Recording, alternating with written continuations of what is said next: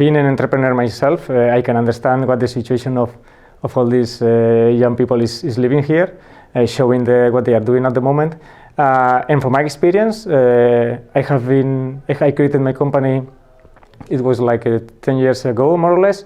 and we have lived an integration process with a bigger company, a French company in this case, Devoteam. So now we are BigClever part of Devoteam, and we are managing all the identity and access management